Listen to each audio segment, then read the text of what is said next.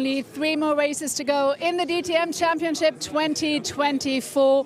Welcome to Spielberg. We're here at the legendary Red Bull Ring in Austria, and we're absolutely psyched to be here. As I said, only 3 more races to go. And the man who is the championship leader and also the pole setter is Mirko Bortolotti. You aced the qualifying this morning. Everybody seemed a little bit surprised, but you did it, and now hopefully you're going to manage to make a win out of it again.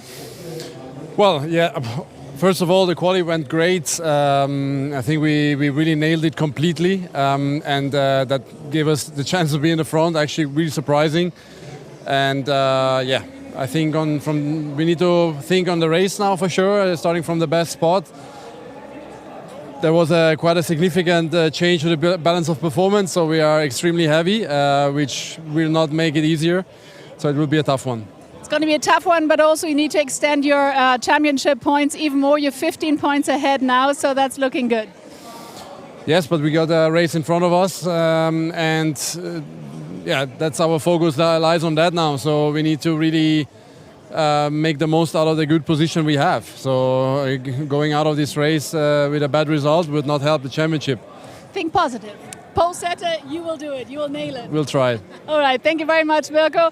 And now let's move on to Luca Engstler, because Luca Engstler is in P2. It's his best qualifying result this year. And yeah, starting from P2, Luca, got to be all motivated, obviously, to maybe even take home another win. Yeah, that would be obviously the goal, to be right up there, but you know, it's going to be a difficult race, especially with these long straights ahead. So I expect a big bright BMW behind me quite early, so yeah, let's see. All right, well, best of luck. Thank you so much, Luca.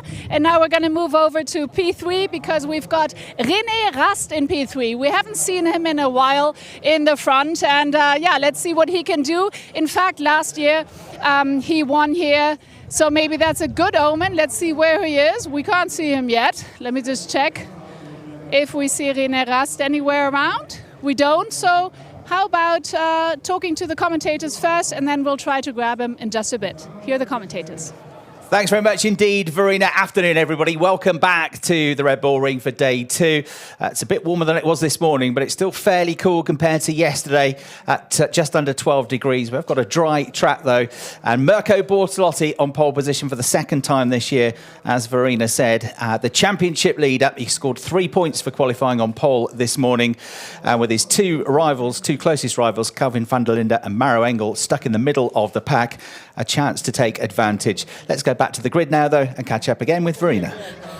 And now here's René Rast, and I think there's a little joke you might want to explain. No, we found him. We're excited he's here. You're starting in P3, I mentioned. It's been a while. Last year you actually won here on the Sunday, so maybe that's a good omen, and maybe you can just overtake these two in front of you and maybe make it a win.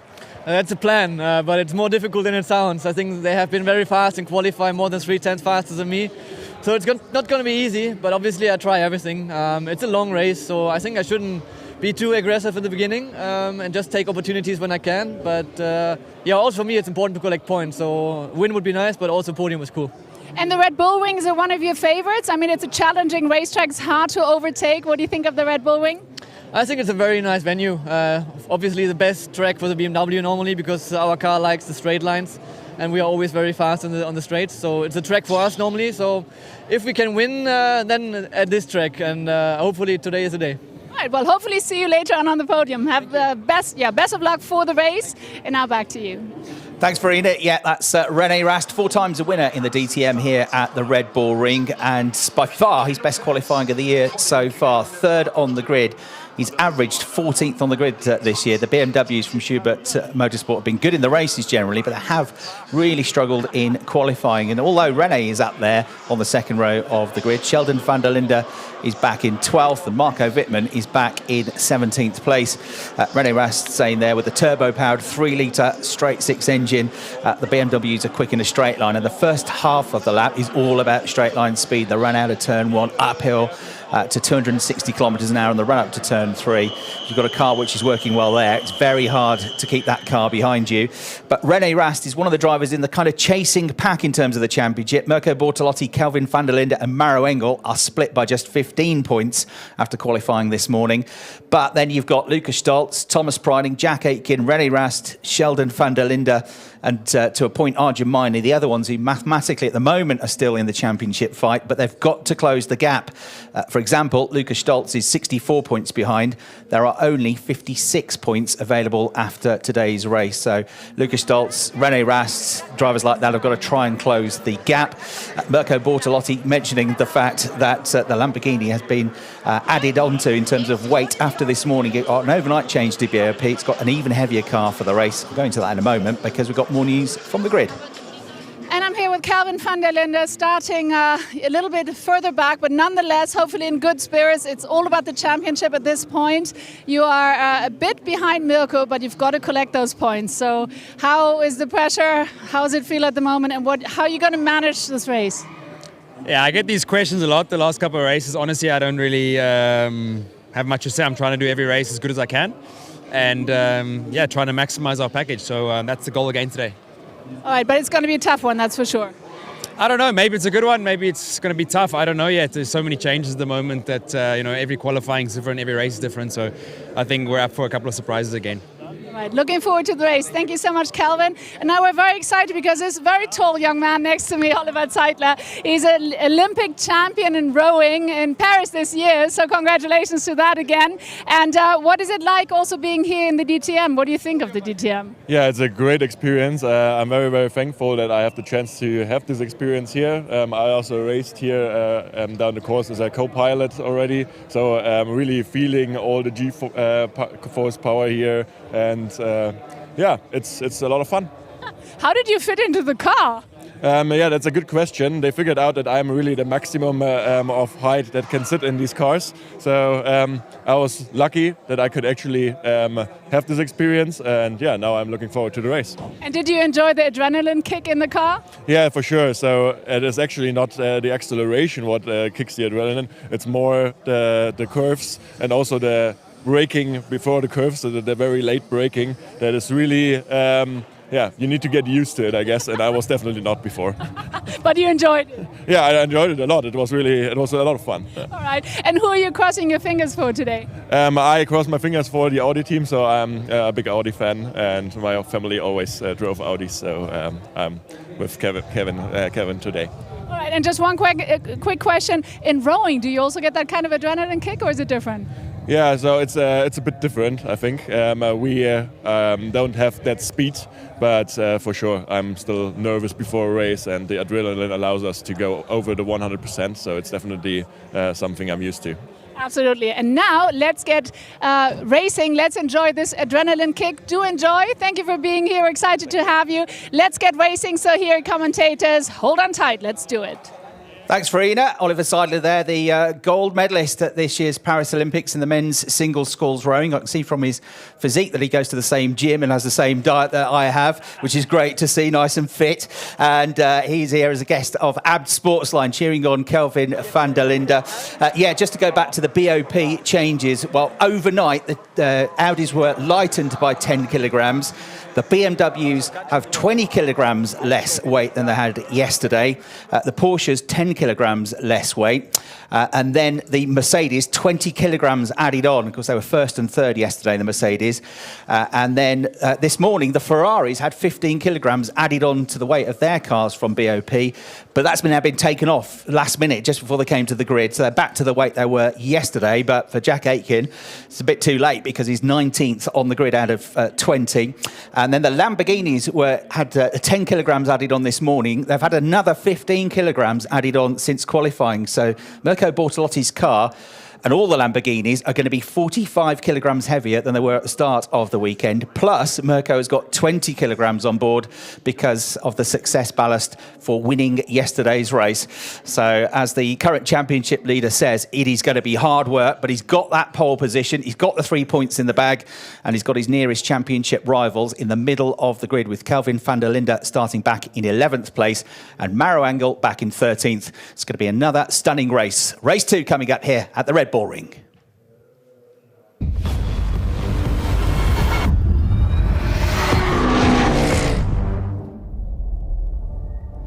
Here we are then in the Styrian Mountains, the wonderful venue of the Red Bull Ring. 4.3 kilometres of undulating high-speed circuit with a uphill climb to turn 3, in which the cars go from 260 odd kilometres an hour all the way down to just 60. Heavy on the brakes, big overtaking opportunities on the way into turn 3 and the way out of turn 3. Then the circuit levels off, and then it's a downhill roller coaster run all the way from turns 4 to the end of the lap, with the one exception of a slight uphill climb into turn 9. One of the most famous, most notorious races in DTM history happened here, where Timo Scheider, after mention from the Audi boss, said push him out, and he did. He pushed out the Robert Wickens Mercedes. The real target was the car in front, the number 94 of Pascal Wehrlein, who was going for the championship up against Audi's Jamie Green, and Wehrlein pushed off into the gravel. Scheider received a 1-race ban. Audi received a big old penalty, and Pascal Wehrlein won the championship anyway to become the youngest ever DTM champion. Hopefully none of those shenanigans today. The grid is just being cleared. We're going to have another 60-minute plus 1 lap race. There will be 2 formation laps like we had yesterday. Not sure why, because it was yesterday, different conditions on the track, but we have got a dry track. There'll be 2 formation laps. The clock will start to tick down after the first lap. Great to see so many fans in the grandstand here with a fantastic view of the circuit, which is what we have as well from the commentary box at the top of the grandstand over the start-finish line. My name's Chris Hartley, and alongside me it is Brian Oliver. And Brian, we've had some excitement already down on the grid, haven't we? Yeah, we've already seen, we'll come back to that because you might want to have a look at the grid first, beg your pardon. Yeah, Bortolotti and Engstler on the front row, Rast and Preining on row 2. Guin and Pereira make up the 3rd row of the grid, with Stoltz and yesterday's pole sitter Miney on row 4. Then it's Ricardo Feller and Lucas Howe to complete the top 10. Kelvin van der Linde and his brother Sheldon back on the 6th row. Maro Engel 13th, 3rd in the championship with Max Powell for company. Then it's Vermeulen and Tim, and then Wittmann and Schmidt on the penultimate row. And on the final row of the grid, Jack Aitken and Ben Durr. And Jack Aitken, Brian, is the driver that's already had some drama before we've even got to the cars firing up, really. Yes, we saw the Emil Frey racing mechanics working furiously on a Ferrari, and it turns out the alternator belt had failed on the grid, and the battery voltage was dropping on that car. It would have been a race ender if it had carried on. So hats off to the Emil Frey racing crew. They've got it sorted. The car's back together. It's on the ground. Jack says if we've got some good pace, we'll go for it and just pick off cars one by one. If we haven't got the pace, he's going to throw what he calls a Hail Mary and just go long and hope for a virtual safety car. Great strategy, great humour from Jack as well, but he's got a long afternoon from 19th on the grid. Yeah, and he's one of the drivers in that chasing pack behind the top 3 in the championship that's got to close the gap. He's 69 points behind. He's 6th in the championship. If he's still 69 points behind at the end of the race, he's out of mathematical contention going into Hockenheim. You've got to be within 56 points of the championship leader and have a chance of, even if you equal their score, having then more race wins potentially than those drivers. René Rast is another one that's going to be charging forward. He says a podium would be nice, but you know René Rast is only going to go and try and get the race win. I think they were hoping that could have got pole position here today, as he did last year on the Sunday. Pole and a race win for René was his first win as a BMW driver in the DTM. And we had in qualifying this morning a slow-mo shot of the team principal, Torsten Schubert, sort of punching his fist, looking a bit cross that René hadn't quite got pole position. And his other 2 BMWs quite a long way down the grid. So it's a great effort from René Rast. They've struggled in qualifying.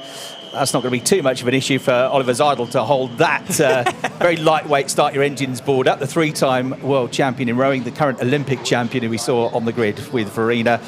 And, well, he's you know, he's a big old unit, but he weighs a bit more than 55 kilograms, which is what effectively Mirko Bortolotti is going to have to lug around with him, with the extra weight gained from BOP plus that 20 kilograms of success ballast. And how's that going to affect him, Brian, around this circuit? Well, it is going to affect him, isn't it? He's going to. I predict that is going to be the widest Lamborghini in the whole of Austria. René Rast is saying that he's going to be taking it easy from third. Yes, of course, he's just going to slot in and have a gentle afternoon. No, of course he isn't. Did you see him at the beginning of the race yesterday? He'd passed half the field on the first lap. He's going to be going for it. Would not be surprised if car number 33 is challenging for the lead after the first 4.3 kilometres of this race. But we will find out. We've got the 2 formation laps about to start. I suspect it's probably just to give the drivers an opportunity to get some more heat into the tyres, because although the sun is shining, it's actually a little bit nippy, isn't it? I've had my coat on all day. So whatever the reason is, 2 formation laps, there'll be lots of weaving, lots of braking, lots of opportunities to get the heat in the tyres, so that when they do arrive into turn 1 for the second time of asking, there's a fair chance they might all get around it. As well as the Drivers' Championship, there's the Teams' Championship, the Manufacturers' Championships to think about, where the top 2 from each team, most teams have only got 2 cars, Schubert are the exception, but the top 2 score points, and the top 2 for each manufacturer score points as well. Only in the race, no qualifying points, and it's really close in the Teams' Championship. Schubert didn't have a great day yesterday, but they did enough to stay in the lead of the Teams' Championship, scoring 12 points, so they're on 285 points. Schubert lead the way. They're 20 points clear of Abt Sportsline, but there are 45 points potentially available in each race, and still 135 points up for grabs this year. So it's not much of a gap at all. Winwood Racing are third on 260, only 25 points off the Teams' Championship lead. SSR, after their second win yesterday, on 250, 35 points behind, and Team HRT are on 234 points, 51 points adrift. So they are, others mathematically can still do it. Realistically, they're the championship contenders for the Teams' Championship. The Manufacturers' Championship, there's also only 20 points between the top 2, with Mercedes AMG on 360 points and Lamborghini on 340. Third, 58 points off the lead of BMW on 302. And the Pit Stop Challenge, a big important championship for the teams and the pit crews, with the fastest 3 pit stops in each race scoring points. 3 if you're fastest, 2 points if you're the second quickest, and a point if you're the third quickest. And it's dead level on points between Winwood Racing and Manthey EMA. Have got 24 points apiece. Yesterday, Winwood had the quickest pit stop for Lucas Auer. That's the 5th time they've had a quickest pit stop in a race. So on countback of wins, if you like, they are leading ahead of Manthey, with Schubert third on 18 points. You saw the drivers' standings there. With only 15 points between the top 3. But for Kelvin van der Linde, he knew it was going to be a tough weekend, tougher than he anticipated yesterday, because he had such a low grid. He's probably kind of more where he expected to be on the grid today, in the middle of the grid, in 11th place. But the one who hasn't had a poor grid for a while, even though he couldn't qualify for Toffee at the start of the year, is Maro Engel, who's even further back in 13th. So to keep his run of 5 podiums from the last 6 races going is going to be tough from there, isn't it? And he's got weight on the car as well, having finished on the podium yesterday. He's got 10 kilograms of success ballast, plus the 20 they've added on to all the Mercedes. So, like the Lamborghinis, it's going to be a bit more of a struggle today for the Mercedes.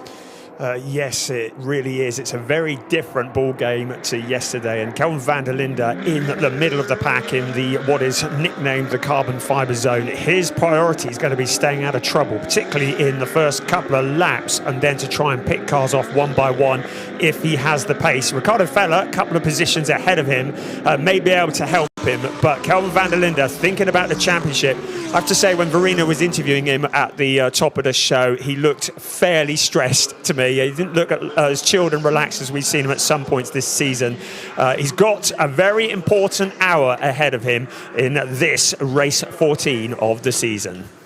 Yeah, I think it's at that point where you're getting a bit niggly about championship questions, I think, because you're just trying to treat each race as it stands, because everybody is asking you about what the championship situation is like, what's going through your head, and you're trying to just kind of slightly put it to the back of your mind. It's always in your mind, but you've also just got to treat it in a way as a race. So, yeah, Kelvin, you sense, like with all of the drivers fighting at the front of the field, that is now going to be a theme for them. They're going to have to deal with it, but it's one of the things about being a championship frontrunner, isn't it? So Kelvin van der Linde, we'll see how he gets on, the South African, from a racing family. Of course, his dad, Sean, a multiple touring car champion, a BMW driver himself. His granddad, Henny, who was 80 yesterday, a multiple South African touring car champion.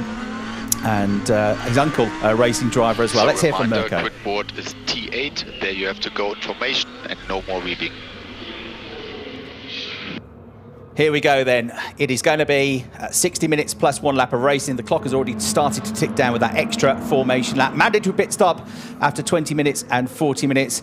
Chris Hartley and Brian Oliver to talk you through the penultimate weekend of the season and round number 14 of 16 in the 2024 DTM Championship. Mirko Bortolotti and Luca Engstler, the Lamborghinis on the front row of the grid, lead the charge then into turn 1. Through the shadows of the grandstands they come. Borto with a good start here. Engstler is going with him. Look at Thomas Preining as well, looking for another victory in his home race in the Porsche. He's side by side with the Lamborghini, with the BMW rather, of René Rast. He can't get through, so Bortolotti leads, Engstler second, Rast third and Preining fourth. They stay where they were. It's been a good start for Franck Pereira. He's got ahead of Engin Nguyen, and Nguyen is now coming under fire from Arjun Maini, who was on the podium yesterday, that blue and yellow Mercedes.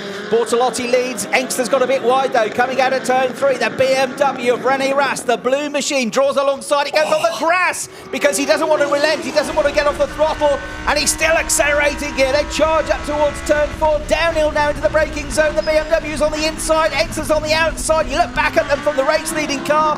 The BMW of Rast still hasn't got his nose in front. He's on the inside line for turn 5, but he'll be stranded on the outside line when they get to the left-hander at turn 6. Absolutely together still, as you can see here, from on board with Thomas Preining. Engstler got his elbows out. He will not give in, and he somehow holds on to that second place. And now Preining is going to try and lunge one down the inside of the BMW, which he does. Preining goes through and swoops through into third place. René Rast ends up losing a place rather than gaining one. But Brian, that was brilliant defensive driving from Luca Engstler. Boy, was he brave on the brakes going into turn 4. He left it as late as possible, risk going into the gravel trap, but it paid off. He's in second. René Rast getting mugged by Thomas Preining. He's got a bit of pace, hasn't he? Keeping on Franck Pereira behind as well. Arjun Maini, a great start. Sheldon van der Linde taking the mark of bollards at the first time of asking. Looking back from Mauro Engel towards Max Powell. Rest in peace, the marker bollards. They've all been wiped out already by Sheldon van der Linde. He's made a decent start up to 11th place. His brother Kelvin, good start up to 8th place. That's 3 ticked off already. He's up to 8th, which is where he finished yesterday from the back of the field. Jack Aitken has made up 1 place at the expense of Marco Wittmann, and his fellow Ferrari driver Thierry Vermeulen is trying to come through. He's gained a place as well. He's up to 14th position. So they charge out of turn 3 for the second time in the race, barreling over the crest of the hill down towards the right-hander at Rauch Curva, which is getting a slow corner, turn 4, where they drop down to second gear and 90 kilometres an hour. Mauro Engel trying to come through the field. He's gained 1 place on the first lap of the race. He's up to 12th position. Look at this, muscling his way past Lucas Sauer there. Was Kelvin van der Linde. That puts him up to 7th place now. So he's got his elbows out as well, and he is absolutely going for it. But the good news for Abt Sportsline and the Audis is that Kelvin looks very racy. The car looks very quick. Lucas Sauer now on the back foot, comes under fire from Lucas Stoltz. Those two had a bit of paint swapping yesterday, but this time the Austrian keeps the German at bay. Once you got dirt on those tyres, it takes a little while to get them cleaned up, and that left Lucas Sauer vulnerable to Lucas Stoltz heading in towards turn 9. Lucas Stoltz is not done yet, but Mauro Engel, those cars actually look heavier when you see them going round the corner. Sheldon van der Linde with looks like Thierry Vermeulen having a look up at the inside of him as well, out onto the pit straight once again. Despite all that extra weight, look at Mirko Bortolotti, 1.198 clear of Luca Engstler. Yeah, but the longer it goes on, the harder it's going to be, because that's more weight on the tyres as well as the brakes. So the car is going to start to suffer as it goes on. Bortolotti's got to just get away from them as quickly as he can, make most of that pole position while they all hold each other up, fighting each other. Luca Engstler in second place, still holding off Thomas Preining and René Rast. Luca Engstler, a 3-time TCR touring car champion in Malaysia, in Asia, in Germany in successive years. First season for him in DTM was last year in an Audi in the privately run Engstler team, but he's there with the Grasser Racing team doing a great job in that Lamborghini. He never got the chance to shine yesterday after qualifying 7th when he had contact on the opening lap and was forced off onto the grass. I can see forced down the inside. There was Thierry Vermeulen on the way into turn 4, so he's got up the inside of that red-yellow BMW of Sheldon van der Linde, who has been pushed back then to 13th place as a result of that, fighting for the lower points here. Another place gain for Jack Aitken on the previous lap, so he's up to 17th. The British driver trying to fight his way up into the points and into the top 15 as we get a replay of the start from the perspective of the fans in the grandstand, Brian. Up the hill towards turn 1, you could see almost 4 abreast. Arjumani was looking eager, wasn't he? That was Max Powell on the outside, but lots of places could be gained on the opening lap, an awful lot to be lost. Thomas Preining, let's hear his team radio. Just no flight damage. Please check. Damage. Copy, let's go. Good job. Oh, and maybe there. Twitch that he had coming out of turn 1 from the onboard perspective. No, we didn't get the onboard radio coverage either. It was very muffled. But Kelvin van der Linde's perspective here on the attack straight away for the South African, having come close to winning the championship in his first season in DTM in 2021. He knows what it's like to be involved in a battle because he's been a champion in various other categories along the way to DTM, ADAC GT Masters, Nürburgring 24-hour race winner, VW Polo Cup winner, Sirocco R Cup. So he knows all about fighting for championships, and that experience is going to pay. Trouble is that you can say the same of Maro Engel, you can say the same of Mirko Bortolotti. This grid is full of champions and race winners. So Bortolotti leads 1.1 seconds clear of Engstler. Preining is breathing down his neck in 3rd. Rast, you're on board with now, is in 4th place. Bit of a gap back then to the gold Grasser Racing Lamborghini of Franck Pereira, who's had 1 podium finish this year, and one of the guest drives that he's had, well, not guest drives, but stand-in drives that he's had for Christian Engelhardt. He was desperate to get back in the Lamborghini for the finale at Hockenheim because after his knee operation, he's missed a few months now. But at Hockenheim, he was on the podium in the Lamborghini last year. So the BMW still hunting down the Porsche. Preining's also trying to close the points gap to remain in contention, to remain within that magic 56 points at the end of the weekend and have at least a mathematical chance at Hockenheim. But here comes René Rast breathing down his neck. He pops out of the slipstream, shows his nose, but Preining is very good on the brakes and he's able to fend off the BMW for now. Quickest man on the track was Luca Engstler. As I say that, it is in fact Thierry Vermeulen who's just set the quickest lap. But Luca Engstler has taken about 2.5 tenths out of Mirko Bortolotti's lead. He needed to make hay while the sun shines, literally. And Luca Engstler now closing in as best he can. At the moment, Thomas Preining can't really attack Luca Engstler because he's got René Rast up his trumpet, ready to jump if he sees a gap at all. From Pereira in that 5th plate just behind, and then there's Arjumani. But that lead from Mirko Bortolotti is starting to come down, 0.813. Last time we came round this corner, it was over a second. So it's coming down on each corner. So whether Bortolotti is any slower, it doesn't look like he's so. He's a tenth or so slower than he was of his best lap so far in this race. But Luca Engstler certainly turning up the whip. Thierry Vermeulen is all the way down in 12th place, but he is the fastest man on the track. As it stands, by my quick maths, it will just be 3 of them in the championship fight going into Hockenheim, because the others, Maro Engel, Lucas Stoltz, Thomas Preining, even René Rast is going well at the moment, are not closing the gap enough to be within the minimum that you need to be within, 56 points at the end of the weekend to stay in contention. And it's largely because, of course, the championship leader is outscoring everybody at the moment and winning the race. So as it stands, 29 points clear of van der Linde would be Bortolotti. Engel would be 35 points behind, and then it would be Thomas Preining, 4th, 77 points behind and out of contention. Preining is trying to keep up with Luca Engstler. He's just about doing that, but Engstler is very rapid, isn't he?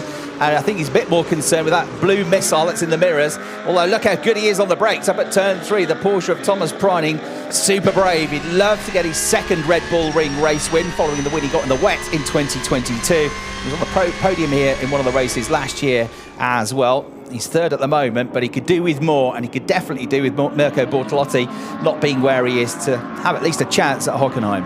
That's a fascinating battle for second place. You can see Sheldon van der Linde down there as well. He is now the quickest man on the track at 1:29.733. So a lot of pace in the BMW. I keep looking at purple sectors popping up and then someone else has got them, but it seems to be the BMWs that are getting most of the fast sectors at the moment, and Sheldon van der Linde the quickest of those BMWs, but he is behind Thierry Vermeulen. He's down in 13th place, trying to push his way forwards. Behind him is Ricardo Feller. Feller's teammate, Kelvin van der Linde, up into 7th place. Exactly what he needed. Stay out of trouble. Pick him off one by one.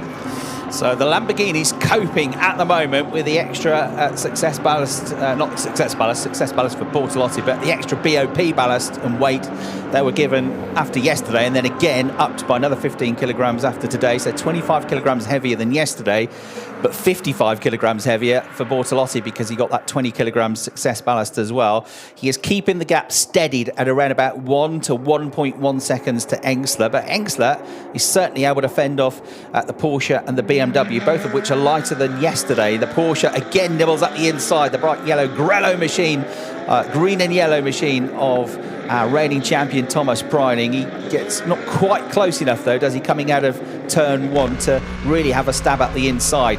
You're looking back at Sheldon van der Linde now from the Ferrari of Thierry Vermeulen. So that is, and then there's a move there with van der Linde trying to get around the outside of Miney. Miney fends him off, but now van der Linde is going to be on the back foot. He's in 7th place. Engin Güven, the Turkish driver, had a good strong 5th yesterday and started 5th on the grid today. He's right behind him in the second green Manthey EMA Porsche, but van der Linde just about fends him off. Trouble is, if you try a move like that somewhere like turn 4, Brian, it doesn't pay off and you have to dart back onto the racing line, then you're on the back foot. Let's hear now from Arjun Miney. I'll get him back. Let's go. Get him back. Didn't take long, did it? No. He's already got him back. Now, it's a sketchy moment for Kelvin van der Linde. As you say, you want to make the challenge, you want to move forwards, but when you've got Engin Güven behind you, you don't want to be leaving any gaps, and if it doesn't stick, you just leave a big hole for the man behind to go through and steal the position away. Sheldon van der Linde continues his charge. He moved past Thierry Vermeulen. That was in turn 2, around to turn 3, but that car is really dialed in at the moment. He's up to 12th place. Next up the road for him is Mauro Engel.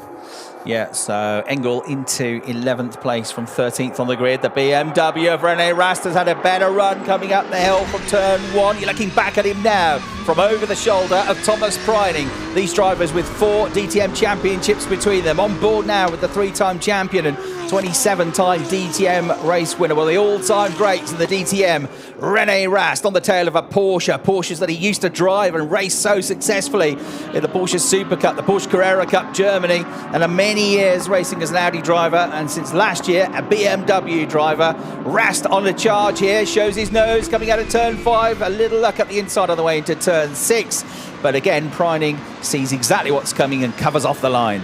Great shots from our drone here this afternoon at the Red Bull Ring. Went under the bull a little while ago. That made us all jump. But there is Thomas Preining picking up a bit of dirt, sliding the car around the corner, still holding off René Rast. This is looking down from turn 3. Sheldon van der Linde challenging Mauro Engel, switching to the inside. A little bit of a love tap between them. You see, well, that's a red paint going flying. That's off Sheldon van der Linde's car.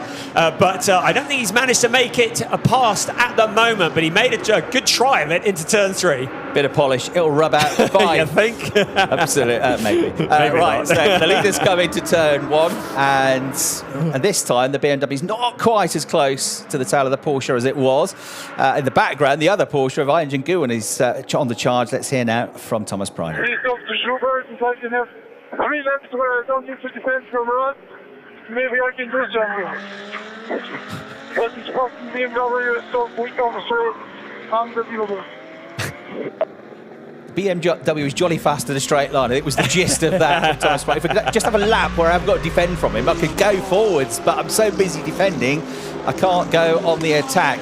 Sheldon van der Linde, meanwhile, is absolutely breathing down the neck of the white and black number 130 Windward Mercedes of Mauro Engel. You should look back from now. The BMW can't find a way through. He's also having to fend off Thierry Vermeulen's Ferrari, and then right behind them we've got Ricardo Feller in 14th place in the Audi. Max Powell is the last of the point scorers, a little bit off this group, in 15th place. So the cars charging their way down the hill. There is Sheldon van der Linde. A tough weekend Last year on the Sunday, he was second to René Rast, got on the podium. It's been a tough year for the 2022 champion with so much hope and promise for Schubert, with 3 champions in the lineup. Schubert, a very strong team, and it's odd, isn't it, that they're winning the team's championship, but they haven't really got one of their drivers fighting overall for the championship title. So past the grandstands they come, the race leaders. Loads of people here this weekend. It's definitely busier than last year. We've got 41,000 spectators have been through the gates here at the Red Bull Ring this weekend. So fantastic support from the fans as Maro Engel finds a bit of support from the curves, which he rides right over in trying to defend from the BMW of Sheldon van der Linde. Someone could ask that chap in the grandstand, stop waving the yellow flag. It just made me jump. Right, Sheldon van der Linde into turn 2, up the hill towards turn 3. He was the quickest man on the track as he ducks to the inside of Maro Engel. Now that is going to be a drag race towards turn 4. Engel in 11th, Sheldon van der Linde in 12th place. Who is going to break the latest? Sheldon van der Linde heading towards that turn floor. They're absolutely side by side. Now they're braking. Maro Engel later braking than Sheldon van der Linde, but the BMW is through. Meanwhile, Sheldon's brother, Kelvin van der Linde, is now the fastest man on the track at 1:29.701. Yeah, he is, isn't he? The other driver up there going well with a high 129s is Thomas Preining, a 129.8 last time around. The race leaders are doing very low 1-minute 30s, and the good news for Luca Engel, he was quicker than the race leader last time around, but it was only by 0.06 of a second. They're so evenly matched in terms of their pace.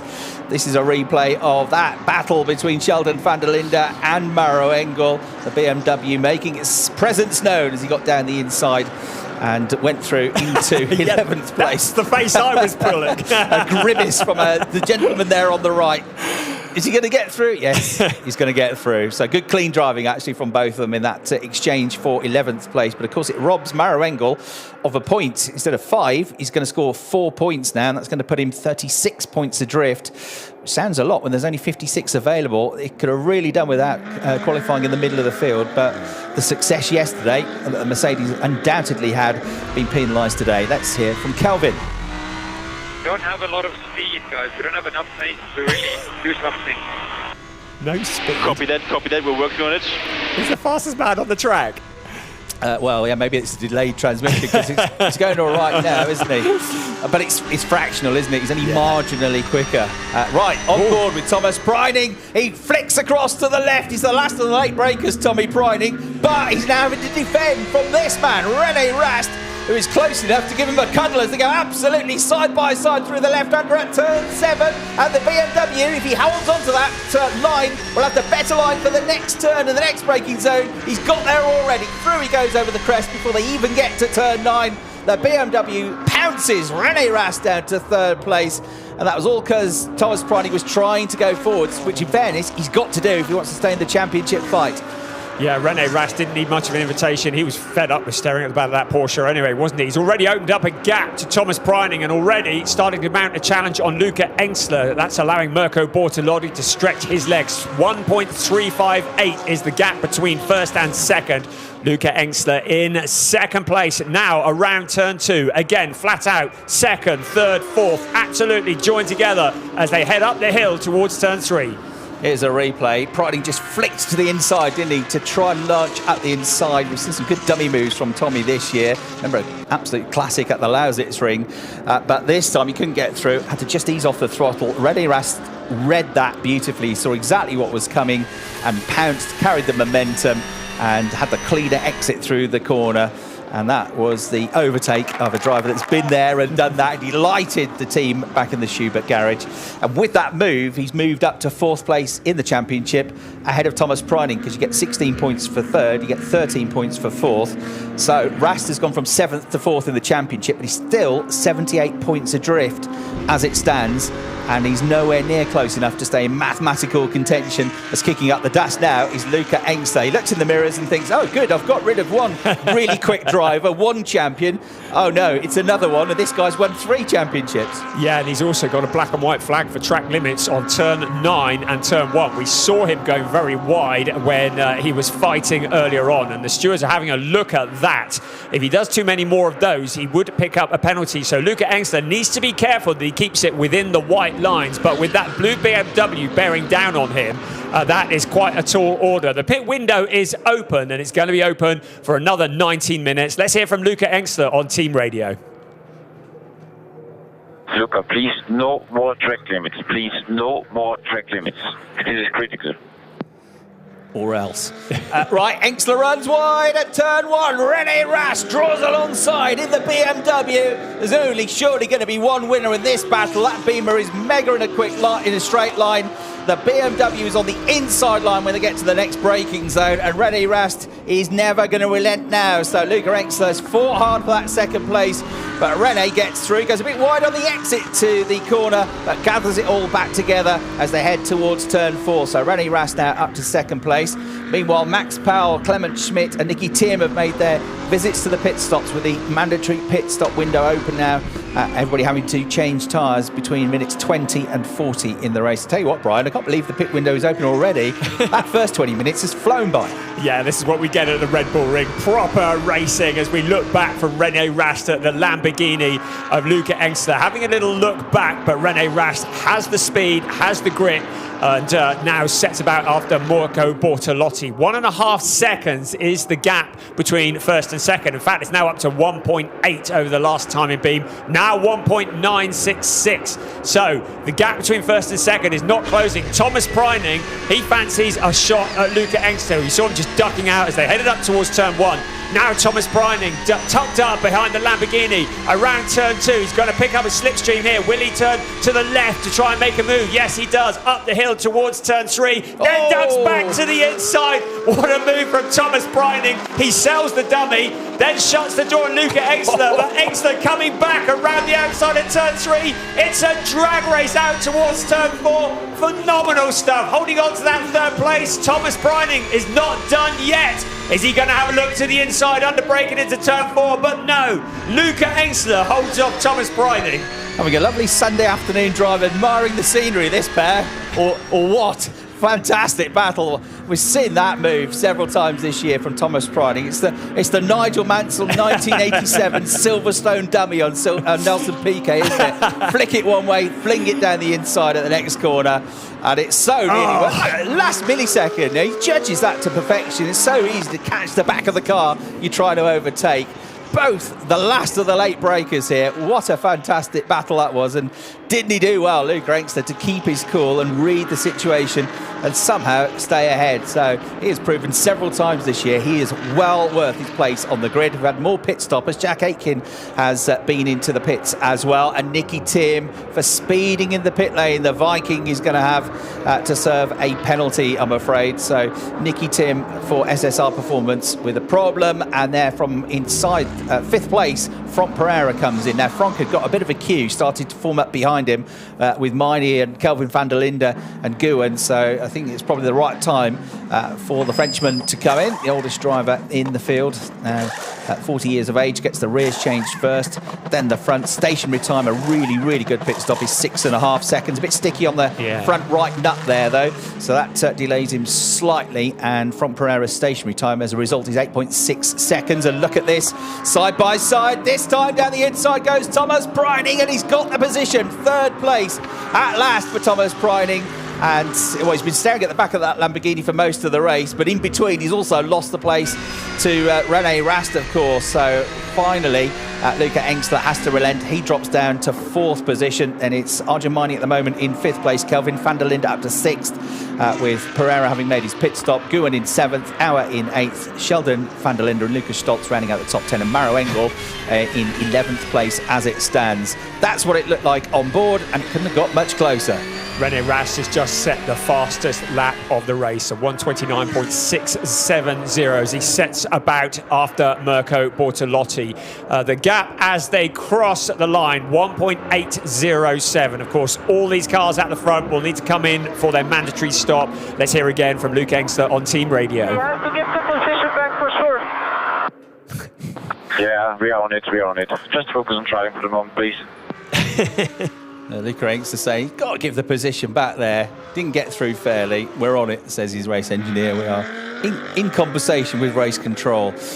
I'm not sure Tommy is going to give it back, though. He's romping away from him. The other Ferrari has come in to make its pit stop now, so relatively early stops from Ilfrey. There he is, Thierry Vermeulen, having made his stop. They've been very good with their pit stops this year as well as a team. That's a 7.1 second stop. That's the quickest we've had so far today. We had a 5.96 second pit stop for Jack Aitken and the team here last year, which is absolutely mega. Sub 6 seconds is very, very rare indeed. Right, Kelvin van der Linde still fighting hard to keep Anjan Nguyen behind him in that bright green Porsche. Can't be very stealth-like in that car, can you? You can't sneak up the inside of somebody. You can see it coming a mile away with that bright livery on the car. The EMA part of Manthey team, the Australian-based partner of the German team. Last year's teams and drivers champions. And Anjan Nguyen, good to see him having a much less bad luck in the second half of the season than unfortunately he endured in the first half of the year. He's a very quick driver, and look at him going way out wide. Kelvin van der Linde almost had a Porsche in the back of him then, didn't he, coming out of turn 9, and Nguyen carried so much speed he had to go off the circuit completely. That was a big wobble, wasn't it, for him? In the last lap, René Rast has taken a couple of tenths out of the leader, so he is closing in. He's gone from, in fact, 1.8 to 1.5. Kelvin van der Linde is back on the team radio. Fucking lost the car. I cannot do this, man. You're putting me in a shit situation. Decide what you want to do. I'm losing time now. So Kelvin van der Linde getting increasingly frustrated with the pace of the car that he's got, but Luca Engstler is slowing right down. He has got a bigger problem. The Lamborghini, the Grasser Racing team car, pulls off the road at turn 3. And he's had no luck whatsoever this weekend, has he? So that looks like a technical problem after a great start to the race, a real battling performance. And he's in limp home mode now, I'm afraid. So bad luck to the very likeable, very rapid Luca Engstler. Let's get a replay. This is the moment with Nguyen and van der Linde, isn't it? And yeah, it felt like he got caught out a bit there. He wasn't expecting the Audi to be quite that slow. He got a slide on, that's why on replay Kelvin just got a bit of a slide on, and actually lightning reactions from Anjan Nguyen to miss out, and a very frustrated Kelvin van der Linde on team radio.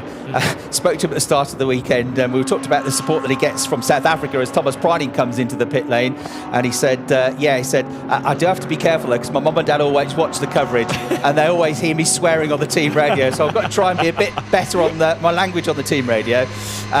He hasn't quite managed to do that today. Didn't work. Right into the pits comes Thomas Priding, and behind him is Kelvin van der Linde. So both cars into the pits for the mandatory stop. So the rear tyres are done first, then the front. Well rehearsed here by AB Sportsline. But the Manthey EMA team also getting to work on Thomas Priding's car. He lights up the tyres back out onto the pit lane and rejoins the track. Excellent stop by AB Sportsline, 6.9 seconds, even better by Manthey, who of course are battling for the Pit Stop Challenge Championship as well. 6.7 seconds for Thomas Priding, so both really good pit stops, the quickest two that we have had so far. They're going to come out well clear of the Lamborghini there, which had the slightly sticky pit stop of Pereira. He'd had an 8.6 second pit stop, so he's lost nearly 2 seconds compared to them. So that'll be one place gain for Kelvin van der Linde, because he was a couple of places behind Pereira before we got to the pit window. Lucas Auer, meanwhile, under pressure from the BMW of Sheldon van der Linde. At the moment on the road, they are 6th and 7th in the race. The race leader just making his way out of turn 9. The gap between Bortolotti and Rast down to just 1.2 seconds.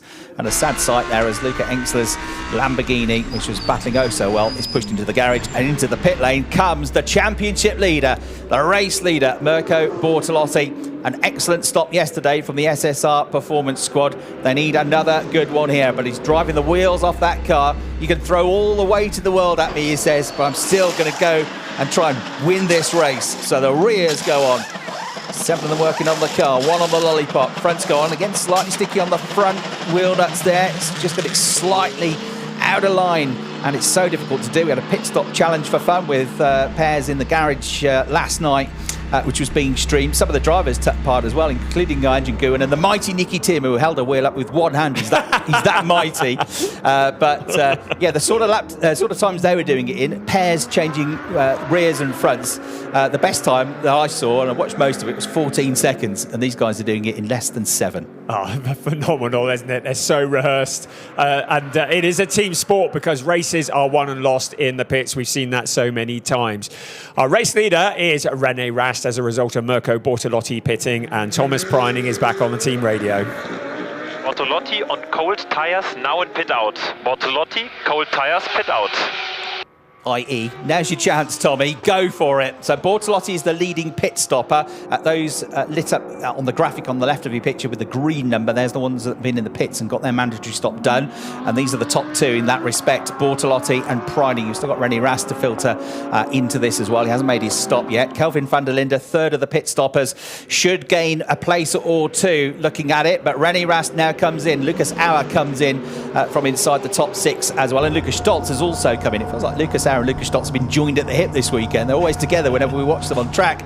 Right, Schubert with a decent stop there. Really good, 6.7 seconds. That ought to keep him ahead of Thomas Preining, and it ought to get him pretty close to Mirko Bortolotti, depending on how good the in and the out laps were. So they're just about to come into your shot at the top of the screen. Here they come into turn 10, and they are nose to tail as well, effectively for the lead of the race. Net first, net second, Bortolotti and Preining, and René Rast is going to come out somewhere, maybe just in front, maybe just behind them after an excellent stop from him, and he's come out in front of them, but he's on cold tyres, and that gap, which looks mighty, will be down to a very minimal gap by the time they get to the end of the lap. Preining sees his chance here. If he can get past Bortolotti, then Rast is there for the taking as well.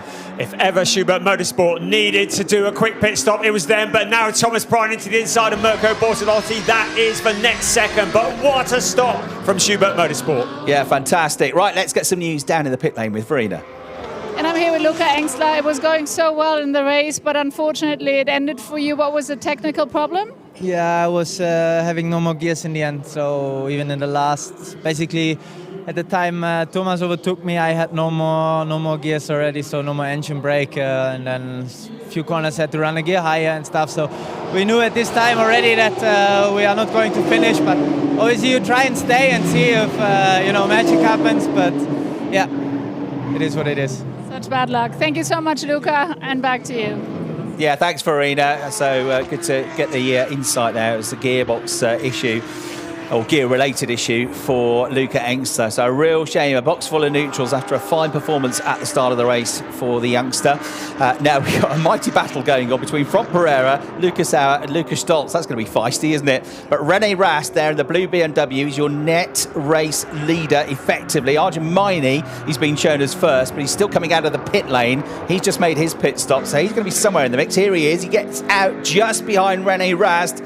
I don't think he's far enough ahead of Preining or Bortolotti to keep those at bay on cold tyres, but he's going to try, and let's see what he'll do. But they will gobble him up in this next couple of corners. Meanwhile, further back, again, joined at the hip, Lucas Auer and Lucas Stolz, new best mates, those two, as the race leaders come, or the net race leaders, the top five still to make their pit stops, but really it's René Rast, Arjun Maini and Thomas Preining and Mirko Bortolotti still weaving the Mercedes tyres to generate heat into them. Is the Indian driver. He knows what's coming, and here it comes down the inside. He sends it, Thomas Preining, straight away down the inside at turn 4 to become a net second, and Bortolotti is going to have to try and do the same. It's not going to be easy to slow that Lamborghini down though with all that extra weight on the car today, but he will try. He's got to do it really at some point, either at the end of this lap or the very beginning of the next lap. Otherwise, Maini's tyres are going to be fully up to temperature, and the Mercedes might be able to fend him off. You're on board now with Mirko Bortolotti trying to dig a podium finish out of this. The win might have gone away from him. He's lost out to Rast, he's lost out to Preining. He can't afford to lose out to Maini as well. Well, actually he can, because he's a championship leader, but you don't want to give any points away whatsoever. He'll love the podium. 3 more points for third than for fourth. Maini, though, is fighting harder. The longer it goes on, the more the tyres get up to temperature. Bortolotti's not going to be close enough up at turn 1, so his chance is going to have to come at the top of the hill, Brian. Last time across the line, René Rast had a 3.2 second gap over Thomas Preining. That's now down to 2.4 seconds. So Thomas Preining has closed in on that last lap, despite having to deal with Arjun Maini. Meanwhile, fastest man on the track is Jack Aitken, who is in 15th place, but a 1:29.373. Yeah, so this battle is going to rage on for the second half of the race. This battle is absolutely going to rage on because Arjun Maini has not got just one, but two very rapid championship contenders to deal with, because look who is behind Bortolotti. We knew he was going to come up into the picture after that very good pit stop. And Kelvin van der Linde sees who just ahead of him. That's right, his big championship rival. If he can get past, he'll take points away from Bortolotti, and every point counts. So a fight now between the top two in the championship. They are a net 4th and a net 5th once you sort the pit stops out. And this is a big chance for the Audi driver. Is this set of tyres working for him? Have they made a tweak to the tyre pressures when they changed the tyres? Because that car was a little bit lively on the first set of tyres. And Kelvin complaining on the radio that it was making life difficult. Well, look at it, they said. The only thing they can change mid-race is what you do with a new set of tyres. But it looks good at the moment. Bortolotti with all this weight on the car. The Audi coming after him.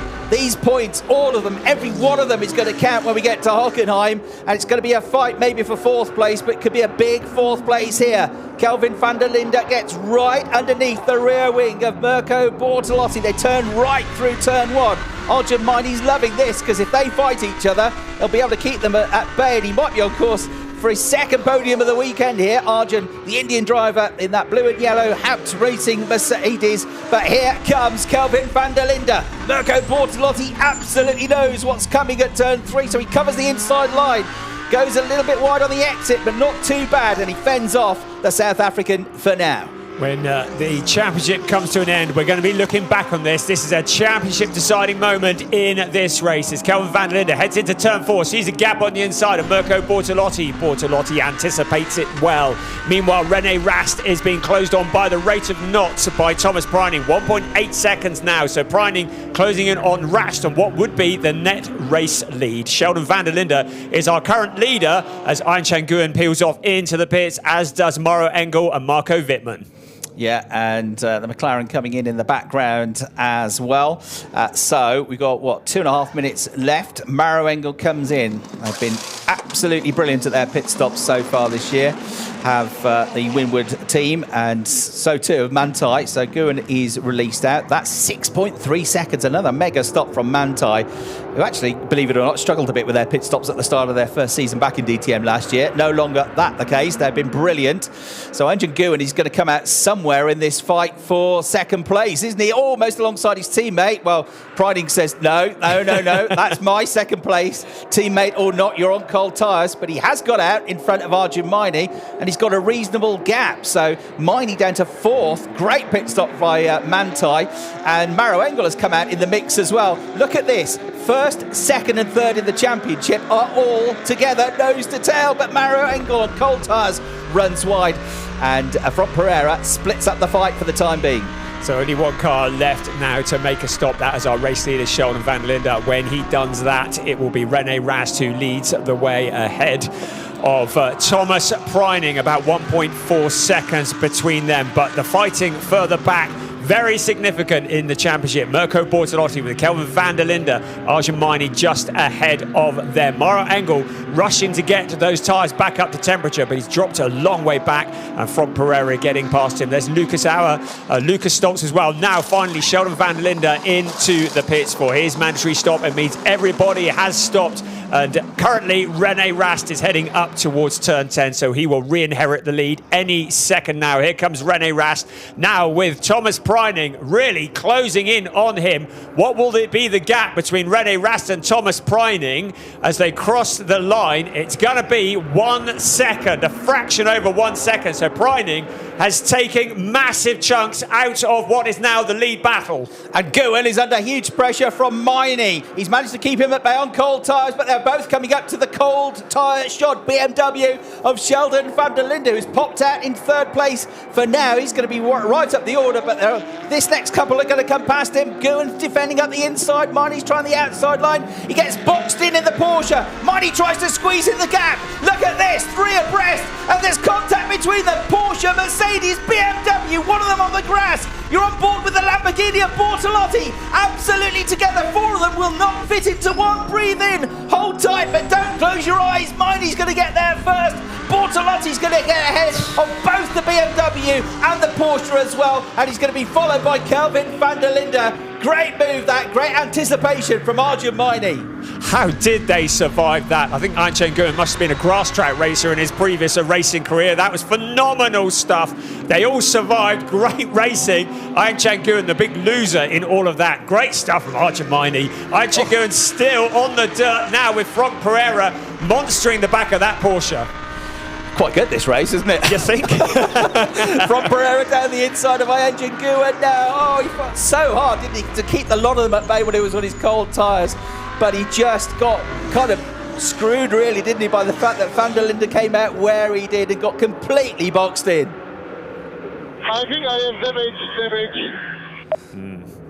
And now he's got damage, yeah, not surprised. But drive on, Anh. You've got fresher tyres than everybody in front of you. You'll be fine. Go for it. Meanwhile, Brian, that gap from first to second keeps coming down. It's down to less than 0.7 of a second now. Well, that was over 2 seconds just a few laps ago. The incident that you did see is under investigation. Sheldon Van der Linde, Anh Chen-Nguyen and Arjun Maini under investigation by our race stewards. So there may yet be more repercussions from that. But the lead battle down to 0.6 of a second between first and second. Thomas Preining, the fastest man on the track, at 1:28.665 as Lucas Stoltz in trouble. Looks like he is coming into retirement. That's a great shame.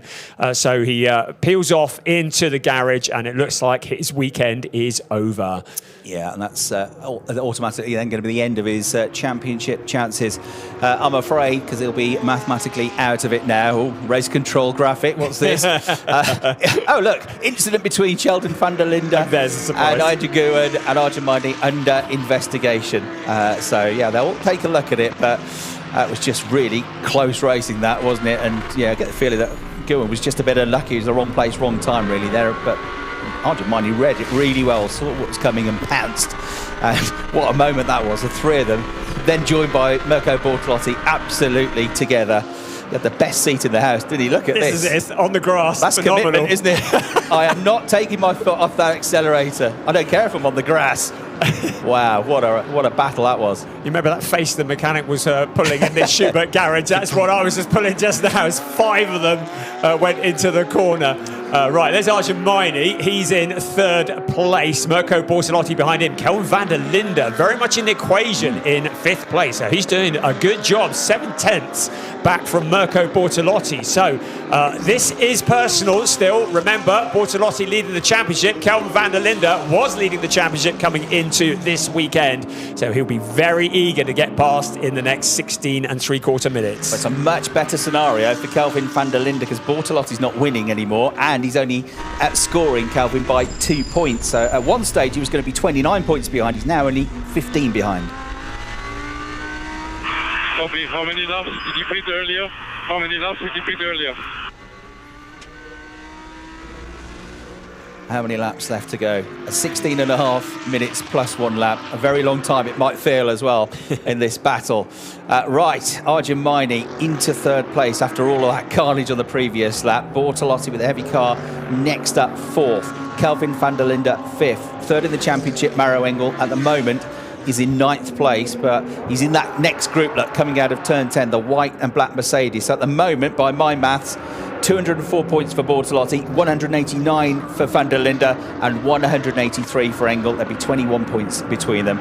Let's get some more now down in the pit lane with Verena. Unfortunately, we lost another car. Luca, what exactly happened? Why did you have to retire from the race? I had a strange feeling on the brake pedal and then luckily nothing happened, but then I immediately boxed, so means race is over for us. So for safety reasons? Yeah, 100%. Okay, thank you very much. Sorry to hear that, and back to you. Thanks very much, Verena. Yeah, real shame for Lucas Stoltz, who's been in fine form of late. That's actually the first time that he has not finished in the points or finished a race since round 4 at the Lausitz Ring. So he's had a very good season. That was a crash damage in the Lausitz Ring race. So a very rare retirement there. And technically, you look back at Anh Chen-Nguyen. He's trying to get back in the mix now, battling away with Franck Pereira's Lamborghini, but then breathing down his neck is Maro Engel, and then Lucas Auer and the Mercedes just behind as well. And out wide goes Franck Pereira. That's all the invitation that Anh Chen-Nguyen needs. He's got one of those places back. You're on board with Franck Pereira now, but the Porsche ahead back up to 7th place. He was on the grass briefly on the previous lap again. He's clearly found more grip on the grass than he has on the track. Whichever it is, he's found a route past from Pereira. Pereira not very happy about it, but he's now got Mauro Engel breathing down his exhaust pipe. But look at the queue behind. Lucas Hauer, Thierry Vermeulen in there as well. Jack Aitken up into 12th place. As it stands, René Rast leading the race is going to be 4th in the championship, 57 points behind the championship leader, with only 56 points still available. So if Bortolotti were to drop another place, Kelvin van der Linde would be quite happy about it, but so would René Rast, because it would just, and I mean just, keep him in mathematically with a championship chance. You need a miracle, but you never know, do you? Right down the inside, sending it is Mauro Engel up the inside of from Pereira, who is sent out wide. Engel is going to get through and into 8th place. Lucas Hauer is going to try and follow his brand mate. Here's the nose of Lucas Hauer's car. Then the Austrian draws alongside the Frenchman. They are oh so close here at pushing over 200 kilometres an hour at the fastest part of that back straight. On the curbs, down the inside goes Lucas Hauer, and Thierry Vermeulen in the Ferrari now tries to follow. He draws alongside the onboard camera, ridden by from Pereira, but on the curbs and wide into the left-hander at turn 6 goes the Dutchman. Pereira just about fends him off for now, and then joining the party, Jack Aitken from last but one on the grid. He's up now into 12th place. So he's going to try and push his way past his teammate. Obviously push, not actually physically, but clearly not. There is the live championship. Never happened. Oh, no, never been. Bortolotti would lead Kelvin van der Linde by 15 points, Mauro Engel by 21 if the race were to finish now. Big if, because we've got 13 minutes plus 1 lap remaining. An awful lot has happened. An awful lot probably will still happen. Stay tuned. This could be a very, very important 13 minutes in this championship. René Rast leading Thomas Preining. Well, he's opened the gap up to about 8.87, so he's pulled out a couple of tenths in the last lap. So Preining was closing in, but it seems like that Rast has managed to peg it back a bit. With that move on the previous lap, Mauro Engel getting up into 8th place. That means he gets 1 more point. They'll be 20 behind, so 20 points between the top 3 in the championship. Looking back from Pereira at the Ferrari of Thierry Vermeulen, then now 10th and 11th, this pair, tucked in right behind his teammate. You'll just see him there now. Is Jack Aitken on a charge here, the British driver, and then trying the Tommy Preining dummy move, left, then dive to the right is Thierry Vermeulen, but Pereira fends him off, goes a bit deep into the corner though, and the Lamborghini under pressure now from the Emil Frey Racing Ferrari, the Swiss team, the Dutch driver, couldn't be any closer, and Jack Aitken now tries to send it around the outside of his teammate. Everybody at Emil Frey Racing breathes in, but what a move from Jack Aitken, just squeezes in between them all around the outside. Brilliant driving from the ex-Formula 1 racer. And guess what? Somebody else is joining the party. It's Big Marco in the BMW. Wittmann coming up fast as well. As a souvenir bit of bodywork that flew off when Aitken and Pereira got together. I don't know whose car it came off. I think it was Pereira.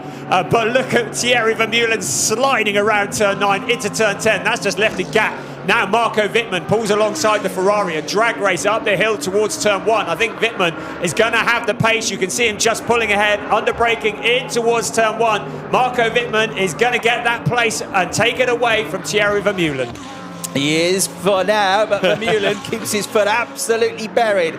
Tried to use all of that 600 brake horsepower, the V6 turbo Ferrari, 7 litres of it, heading up the hill now, still side by side. There's the top 2. The gap staying at around about 7/10 of a second between Rast and Preining. Rast doing everything he can to stay in the championship fight. There's Mining on his own in 3rd place, like he was yesterday. He's had to work hard to get up there today. Then it's Bortolotti, who's pulling away all the time now, isn't he, from Kelvin van der Linde. Bortolotti's last lap was a 1:29.476. Actually, van der Linde matched him with a 1:29.461, very fractionally quicker, but prior to that, you can see the gap had grown, but slightly better lap that from Kelvin van der Linde, who, being Kelvin van der Linde, will not give up until that checkered flag comes out. So those two, the top 2 in the championship, still fighting 4th and 5th.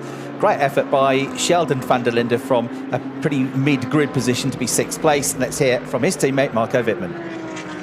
Okay, Marco, he has been ordered to give you back the position. He's ordered to give you back the position. Yeah, so that is Vermeulen and Wittmann. And Wittmann is going to get that place back, as his race engineer says. Thierry Vermeulen probably on the straight here. He's going to ease up and let the BMW back past him. He's been instructed to do so by race control. Is he? Not yet. I'll make you wait, he says. So they come through into the braking zone for turn 1. Head up then out of the Niki Lauda curve. And this group on the tail end of the points here. The last point scorer behind them is the blue Lamborghini of Max Pell. And there is the trade-off of positions. Thierry Vermeulen forced to let Marco Wittmann back past him. So he'll have to have another go now somewhere on the next lap. The Ferrari's been split once again by the BMW of the 2014 and 2016 champion. Vermeulen thought about that. He did it on turn 2 where he could let him past and then immediately launch an attack to try and take it back in towards turn 3 and turn 4. Past the debris in the track. That's a description of this race if ever I saw one. There come our leaders. Broken well clear of Argentmani. Definitely a sense of deja vu after yesterday in a fairly lonely third place. Mirko Bortolotti appears to have fended off the attack of Kelvin van der Linde for the time being. Behind Sheldon van der Linde, good progress into 6th place. Good drive also from Ayn Nguyen in 7th.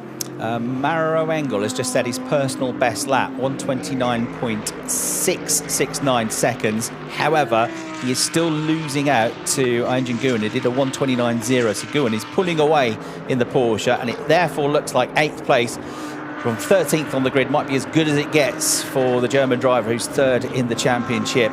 Right, BMW pulling away from Ferrari in terms of the Wittmann battle with Vermeulen, and you have got Ricardo Feller breathing down his neck now as well. Feller in 14th place, and Max Powell just coming out of the shadows of the grandstand in 15th place, and Clement Schmidt, who fought hard yesterday to get a good result by staying on slicks when everybody went wet at the start of the race, and with a great run through the pits as well in his mandatory stop, came out in 4th place but had a wild ride in the second half of the race and came home in 15th place. Actually didn't come home because the car stopped on the slowing down lap. So he is heading up the hill. Vermeulen fighting hard to get his first points of the weekend after a fraught race yesterday, and he also got disqualified from the results by being a kilogram underweight at the end of the day. So it's a pretty horrible day for Vermeulen, but he's fighting hard here, as is his teammate ahead, Jack Aitken, who's trying to get onto the tail of from Pereira, but not quite succeeding in doing so.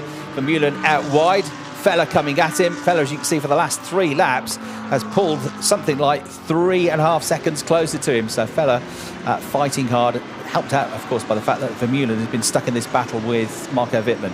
And Vermeulen needs to be careful with his defending. He's been given a warning about track limits on turn 9 and turn 1.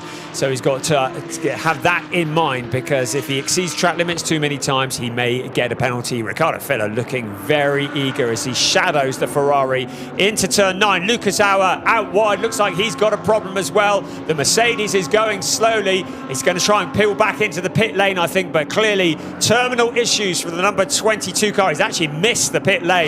So he comes onto the pit straight past the stricken Bollard, but he's missed the pit entry. But clearly big issues for the number 22 Mercedes-AMG Team Man Filter Mercedes. And he's got a tyre down. That's what the problem is. So 3 wheels on the wagon. He's going to pull it up on the pit straight. Is that going to bring out a safety car? That's exactly what I was wondering. This could be a pivotal moment, couldn't it? So he pulls off the circuit. I mean, couldn't he fairly get across the track, could he, on 3 tyres only? So remember that race at Sachsenring last time out, where Sheldon van der Linde had a puncture, and he tried desperately to get across the track to get to the pit lane entrance, and he had a whole row of cars coming up the inside of him, and it was a real struggle. And Lucas Auer hasn't been able to make the pit lane entry, so he's stranded at the side of the track for now. They continue on racing and coming past that stricken car in a moment. Well, with this pair, with the gap down again, it was 0.6 of a second at the start of the lap. It looks like it's about 3 or 4 of a second to me. They come past the commentary box window, they go over the line, the gap comes down a bit more by another 1/10. It's just over half a second from Rast to Preining. Both of these two fighting to get their victory here at the Red Bull Ring. Even if they win, they might drop out of the championship fight, but both of them are looking to get their 2nd wins of the season. Preining was a winner at the Sachsenring. Rast has been a winner. Let's hear from him as well. Yeah, I see Preining going over the track limit the last corner every lap, over the yellow thing. Copy. What was that Rast talking about? Preining use of the track there. Yes, I think, maybe or excessive use of it. Yeah, yes, using parts outside of the track, just looking for any reason at all to get Thomas Priding to back out of it. You can see on board from Thomas Priding, from Rene Rast, what Thomas Priding looks like in the mirror. He's looking pretty chilled about it at the moment. He's done a fair few laps around here over the years. We're into the last 5 minutes. It looks as though the Lucas Auer car has been covered off with a yellow flag, and they're going to be able to drag it back into the pits. So I don't think we're going to get any full course yellow or safety cars. I think they have in fact dragged that car back into safety now. Track limits warning for Thomas Priding. So they were listening to you, Rene. You dobbed him in, and now he's got a track limits warning. Rene, with the absolute best first sector on this lap, has just pulled back away from that Porsche a little bit through the middle sector. Priding came back at him, but only by half a tenth. So I think the gap is going to grow ever so slightly on this lap. Yes, it does. It goes back out to 6.5 tenths of a second. Let's hear now from the man in second place. Watch out, no more track limits, turn 9. No track limits, turn 9. Don't do it again. You're on a warning. You might be on your final warning as well. So you've got to be careful. Turns 9, 10 and 1 are the ones that they always get done for in terms of track limits. Lucas Auer having a little afternoon Sunday garden sit down in his garden chair. Fernando Alonso, isn't it? Bring him a cup of tea in a minute. It'll be absolutely fine. A real shame to see Lucas. Had a tough year, hasn't he, Lucas Auer? He's a terrific driver, but he doesn't seem to have had a lot of luck in 2024. Be glad to see the back of this season in terms of the DTM Championship at least. So he watches on. A bigger shame, of course, because it's his home race. Ooh, mind the ball. Through goes our drone. Skillful flying that, and he picks up the race leaders as they make their way into turn 6, come out of that left-hander and head again downhill into turn 7, where they're doing 150 kilometres an hour through that turn. Third gear through there. Through into turn 8, there's right-hand kink, about 180 kilometres an hour, still third gear, up to fourth gear, up to fifth gear, up to 240 kilometres an hour, then slow it down into turn 9, 160 kilometres an hour. It's a downhill roller coaster ride then to the start-finish line. We've only got 3 minutes plus 1 lap to go in the race. Rene Rast is having to work really hard to keep Thomas Priding behind, and Priding, Brian, to me, looks like he's winding it up for one last go. Yeah, well, time is running out, isn't it? He's only got a handful of laps left in this race. Rene Rast will have it in his mind that Thomas Priding is on a last warning in terms of track limits, so he will be making that BMW especially wide in turns at 9 and turns at 1. But he's still holding on. He's held on for a very long time, a very experienced pilot, but with 2.5 minutes remaining plus 1 lap, time definitely running out for Thomas Priding. Out into turn 2 come the rest of the cars.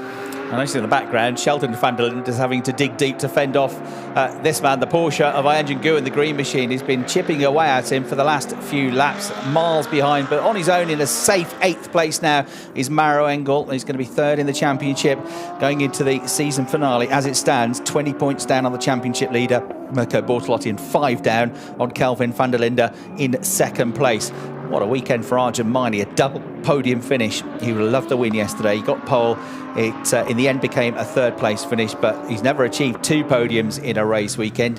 In fairness, not many drivers do, apart from, I suppose, Maro Engel and Mirko Bortolotti have been super consistent this year. But having his best season ever in the DTM, Arjun Maini, and this is his best weekend ever in DTM. He's been absolutely terrific. He's going to get 3rd place by the look of it, but who is going to get the race win?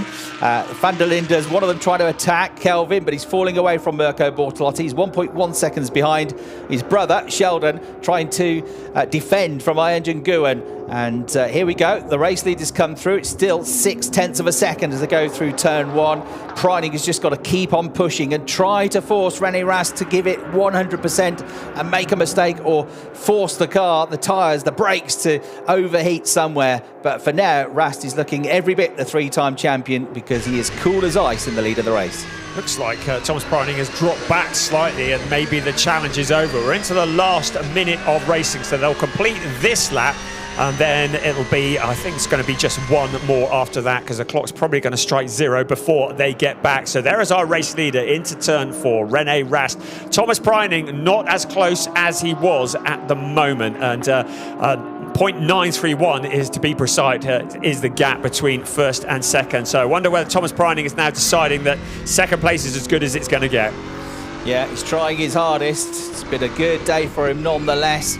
But it will be the end of his championship defence effectively. as it stands. Both he and René Rast, Lukas Stoltz, they're all going to drop out of the fight. There's only going to be 3 of them in with a chance going towards Hockenheim.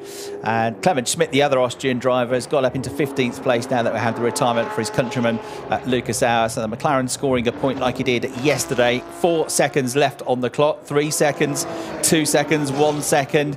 And it's not quite going to run out. So it will be the final lap of the race. It runs out just before they get to the start line by about 1.5 seconds. Otherwise, they'd have had to do 2 more. But it is 1 more lap.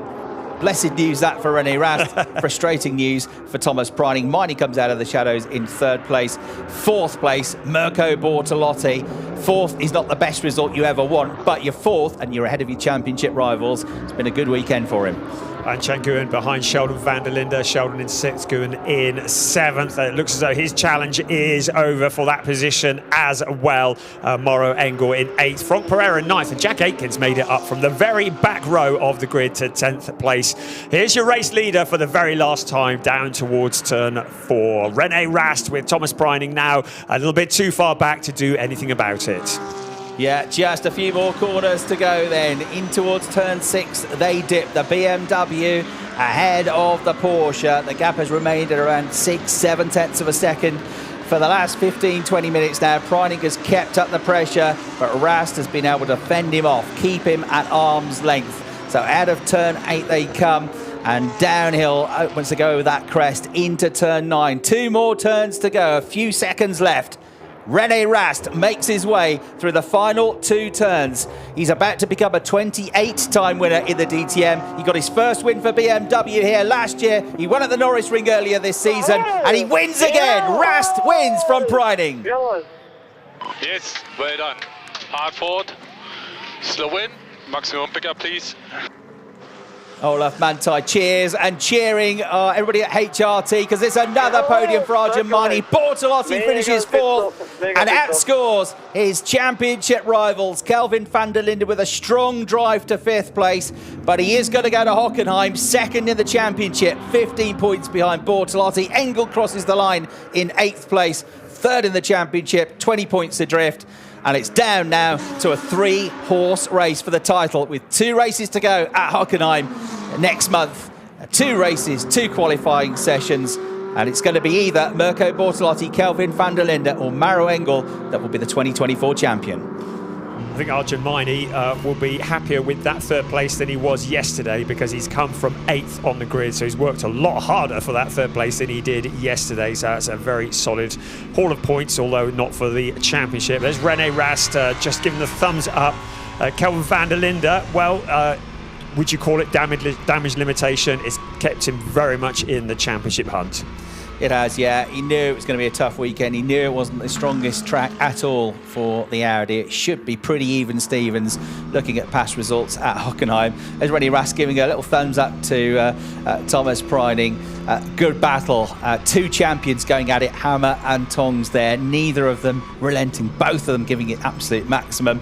They weren't the best of friends after the Norris Ring last year, where they were. Preining set one up the inside into the hairpin and took the race win away from René Rast. But I think, Brian, there's an awful lot of respect between those 2 drivers. Well, they are very experienced drivers, and they know how to give it, they know how to take it, and we've seen that in this race.